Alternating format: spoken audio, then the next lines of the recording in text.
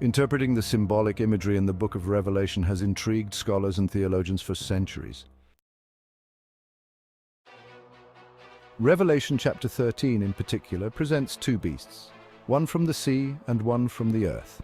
Traditionally, many interpretations have seen these beasts as representing oppressive empires, antichrists, or false religious systems. However, an alternative interpretation views the beast of Revelation 13 as representing the institutional Christian church, while the image of the beast refers to a distorted image of Jesus Christ as a Greco Roman God-man created for worship across diverse cultures. The beast from the sea, the institutional church. In Revelation chapter 13, verses 1 to 10, the beast that rises from the sea is described as having 10 horns and 7 heads with blasphemous names upon it. This creature resembles past oppressive powers and kingdoms, such as those in Daniel's visions, yet its identity is fluid and multifaceted, transcending a single institution or empire.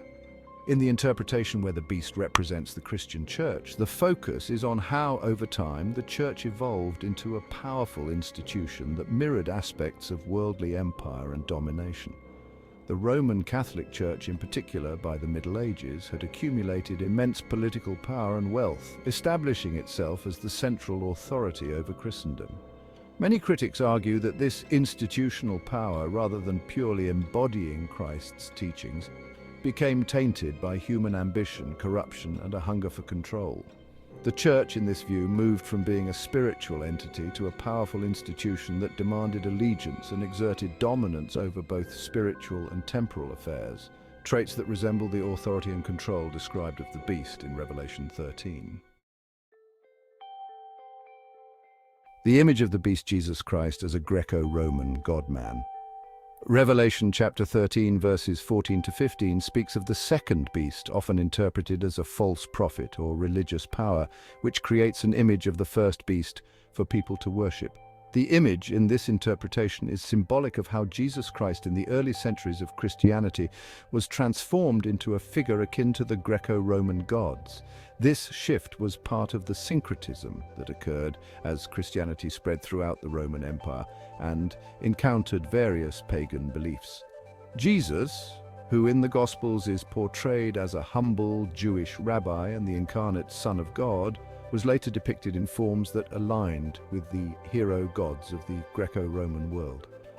In this context, Jesus' image was transformed from a suffering servant into a divine conqueror, similar to gods like Apollo or Zeus.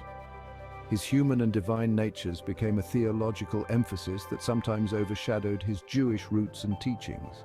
In this sense, the image of the beast represents a distorted version of Christ, reshaped to fit into the cultural and religious mold of the Greco-Roman pantheon, a god-man to be worshipped by all peoples.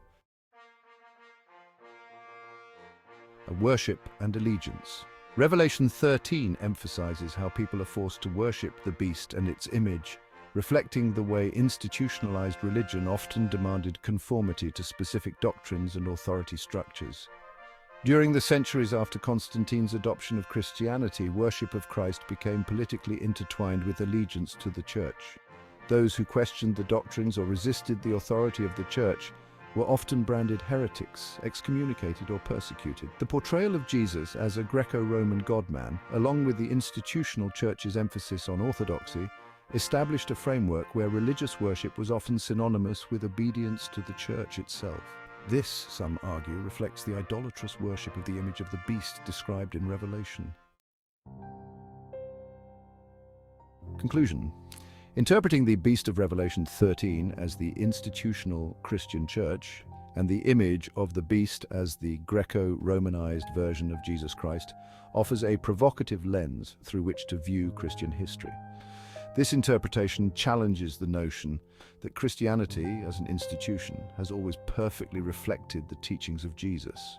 Instead, it suggests that at times the Church may have mirrored the very worldly systems and powers it sought to oppose, presenting an image of Christ that was more palatable to the cultures and empires of the time, rather than the radical countercultural figure of the gospel. This interpretation remains controversial and is not widely accepted by mainstream Christianity, yet it raises important questions about the nature of religious institutions and how power, authority, and image can become intertwined with spiritual truths.